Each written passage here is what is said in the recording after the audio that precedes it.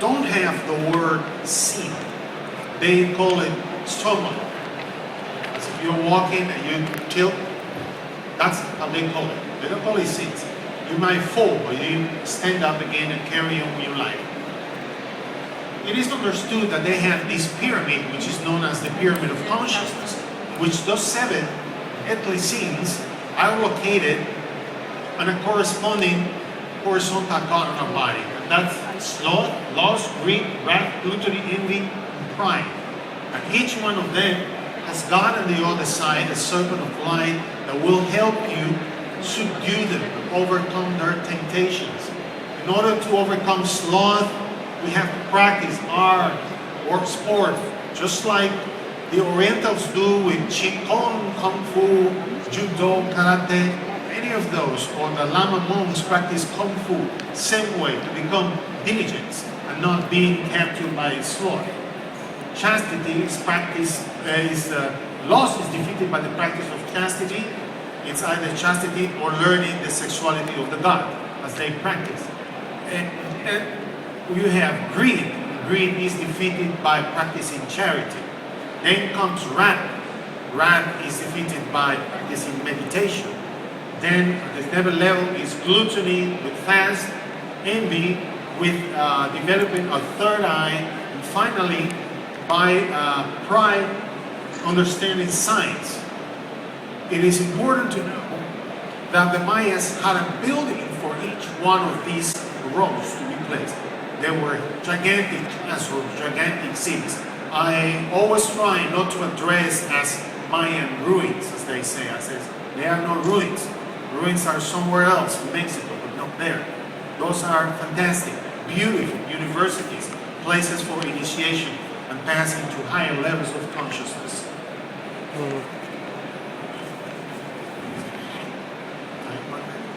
Okay, thank you. Now, the Mayas based this cosmogony in 3 premises. The first premise is called in Mayan language Inlakech, Alakem, which textually means I am you and you are another I. Meaning, I recognize the divine presence of God within you and you is in me. In that very moment, everything in aggression, hostility is immediately diffused. First. Second one is equality of gender between men and women. It doesn't matter, regardless of the beliefs, we have to share the duties. The ancient Mayas would divide their duties in their society. Man was in charge of studying the macrocosmos and the designations of God on earth. And women were in charge of studying the microcosmos through the holy art of healing. Time has turned healing and medicine into a gigantic business that was taken over by men. When the Spaniards arrived, first enemy they found was women because they are the natural guardians of the garden. So, from Massachusetts all the way to Patagonia in Argentina, millions of women were killed because they were found practicing medicine to take fever off of their children, trying to heal their own children, and then they were executed. But why? Because the idea of the conquistadores was to deplete the natural resources, and this is exactly what has happened to our continent. 4 out of 10 trees that are chopped in the world are chopped in America. Then the third premise is harmonious relationship with our natural environment. We know the problem on this planet with garbage. We know what has happened all over the world when we work with companies that are based on profit instead of being companies based on abundance. They're different. Looks like the same, but they're not. We have to work on those 3 premises. Equality of gender, and then harmonious relationship with Mother Nature. Those are the 3 premises to achieve a Maya level of consciousness. Science and spirituality is then the key to understand the Mayan mysteries. We have a book called the Popol Vuh, the book of Genesis of the Maya, which starts at the very first book, at the very first page, the very first chapter, with the following. This is the first book written long ago, but the side of it is hidden from him sees and things. Gray was a description that kind of gives of the times when all eyes in the sky on the earth was formed. The square of the signs, the square of the angle of the symbols, the measure of its angle, its alignment and establishment of parallels in the sky and earth, the four extremities, the four cardinal points, how it was saved by Creator and the Shaper, the Mother and Father of life. Why? The book of Genesis of the Maya starts right away with this mathematical and geometrical language. It is not. It is said that geometry is God's language. So were they able to understand the matrix of the universe, and were they able to repeat on scale on our civilization God's designations, God's course of life? Let's briefly enter a little bit into numbers geometry. For the Mayas, the name of God is, you don't pronounce it, nor you write it. But if you want to enter, you want to deepen into studying the face of God, then they do have a name, and they address to God as Hunaku, which textually means the one who grants the only measurement. And they would represent with a square and a circle in the middle, where the square represents matter and the circle represents spirituality. You need two tools to build them, and that is a compass and a square. You've seen probably this symbol in the world from organization, philosophical institution. Masonry used a square and a compass. We all remember, if we read the book of Genesis, that it took 7 days God to create the world. But those days is not like 24 hours as we know them. So what is it? The word day means passing through or going through. We all made a day through that threshold to enter this room. The light makes it a day through the windows on our homes to enter our rooms. So what is it, those 7 days or things that God used to create the world? Everything indicated from the beginning that it was these 7 matrices you see here. I call them the supercomputer, and each one has got one of those days of the week, because it happens to be that the days of the week are those of the 7 heavenly bodies we can see from Earth without a telescope, which is the Sun, Mercury, Moon, Venus, Mars, and Saturn. Okay, and it happens that each one of these squares bears one of those numbers. Very briefly, to give you an idea, each of these computers has 9 digits, this particular one, so we have to place the 9 digits in such a way that the time that we add up all the columns, they all add up 15. Eventually, we're going to break 362,880 combinations, and we will find the answer. What do we want the answer for? Wait and see. That's the next one.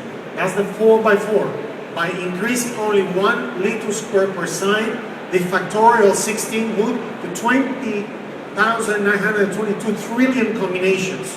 To give us an idea, if we make 1 combination per minute, it will take us 39.5 million years to run that little innocent green. Nevertheless, there's the answer. What did they use it for? Let's see. The next one, 1,400 times 21 combinations. Billions, trillions of combinations. Something moved these ancient civilizations. The Arabs used them. The Hindus used them. The Hebrew, the Chinese, the Mayas, all the ancient civilizations used these supercomputers. That's what they used them for. By the time you start linking number 1 with number 2, 3, 4, 5, etc., you're going to end up with a pattern. In this particular one, we get to understand that as above, so below. And then we understand why the book of Genesis of the Maya starts with this geometrical promise of creation. And then is when we understand that you got the 4 cardinal points, the 4 extremities, the parallel lines between heaven and earth, the angle, the square and angle of the singles.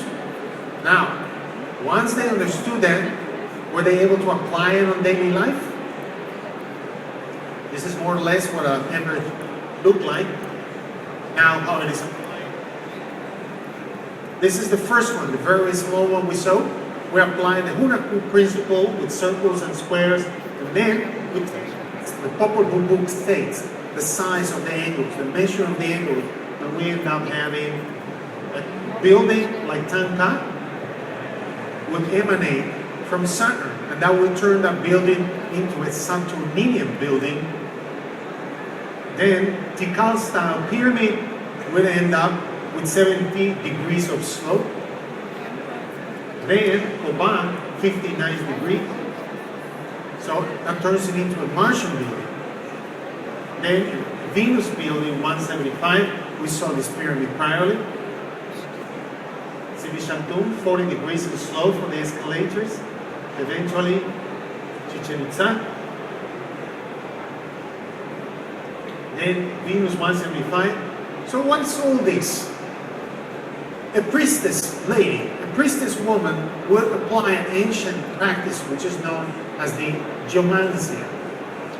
She will take a big piece of land and start speaking to the land. And the land will speak back to her, and then she will be able to understand and design. In this very same spot, I want a lunar building. So the man scientist, the man engineer will come and design a lunar building.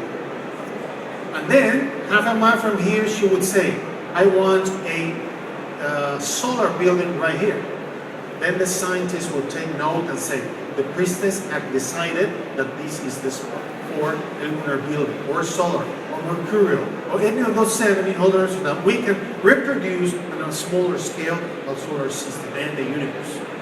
Then, that's how they build their cities. That tells us that this is not only a secret science, but their constructions, their beauty, and the purpose of them are not based on somebody else's good taste, but it is understanding the language of God, how they pass it on to a mathematical and numerical score that end up then in the construction of those fabulous and magnificent cities as we know them today. As above, so below. You've heard this premise before. Mayan civilization, they perfectly understood the rhythms of the universe, and they passed those rhythms of the universe into the daily life. They understood our position in the sun, our Earth spins around the sun, Mars, the apparent movements and backward movements of the stars. It was all for them daily basis mathematics and astronomy, where the equinoxes and solstices, and finally they were able to count a bigger and a bigger and a bigger year. This is an observatory as we know it, and this is a Maya observatory. Very similar, right? Because the purpose is the same, to observe the heavenly canopy. This fantastic construction is so breathtaking. I really recommend you to visit it. Now, they understood the real cause of that we call global warming. It was Kinich Kakmo. We've all heard about global warming, haven't we? There is this small scientific community that is trying to sell us, and it is CO2 what is causing global warming. And that's not true. CO2 in this planet has been higher before, and it never caused global warming. 80% of scholars in the world will agree with what I'm saying now. Now, what's causing this? That's when the sun turns into the face of that of Guacamaya, this bird. How does that work? How does that relate to the year 2012? Let's find out. Solar activity is the most accurate indicator of era changes in the Mayan galactic year.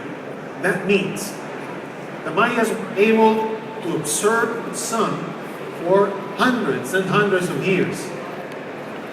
And they were able to understand that every 11.4 years, the sun goes into this weird mood, as they call it on their prophecies.